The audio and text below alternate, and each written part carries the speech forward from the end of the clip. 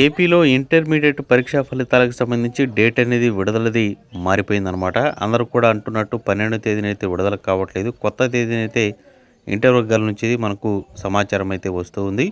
So అదేంటో పూర్తిగా ఈ వీడియోలో తెలుసుకుందాం. ఎవడైనా ఇస్తే లైక్ చేయండి, వెంటనే ఛానల్ని సబ్స్క్రైబ్ చేసుకుని డైలీ ఫాలో అవుతుండండి.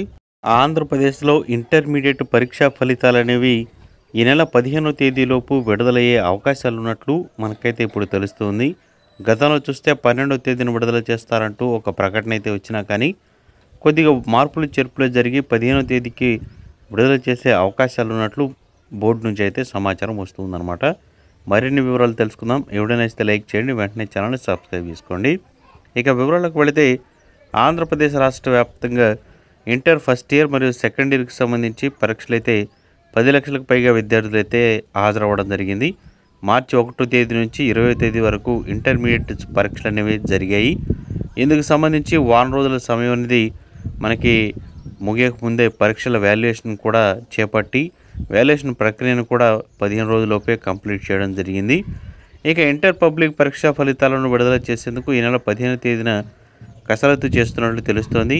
ఇప్పటికే ఇంటర్మీడియట్ బోర్డుకు సంబంధించి జవాబు పత్రాల వాల్యుయేషను, మార్కుల స్కానింగ్ ప్రక్రియ అనేది నిన్నటితో ముఖ్యంగా మూల్యాంకనానికి సంబంధించి మరోసారి అయితే పునఃపరిశీలన అనేది చేయనున్నారు. దీనికోసం అయితే ఒక వారం రోజులు టైం పడుతుందని అధికార వర్గాలు అయితే తెలుపుతున్నాయి. దీంతో మనకి మార్చి నెలలో జరిగిన పరీక్షలకు సంబంధించి ఫలితాలు అనేవి ఏప్రిల్ 15వ తేదీలోపు విడుదల చేసే అవకాశాలు అయితే కనిపిస్తున్నాయి. మొదట ఏప్రిల్ 12వ తేదీన ఫలితాలు అయితే విడుదలవుతాయన్నారు.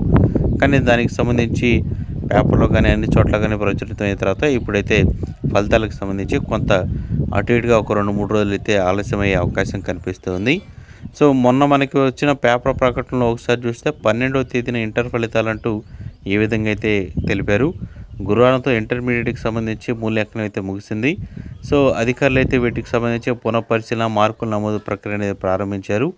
తదుపరి ఫలితాల విడుదల తేదీని విడుదల చేసే సమాచారాన్ని కూడా దానికి సంబంధించి ఏర్పాట్లు అయితే చేస్తున్నట్లు సమాచారాన్ని పేర్కొన్నారు.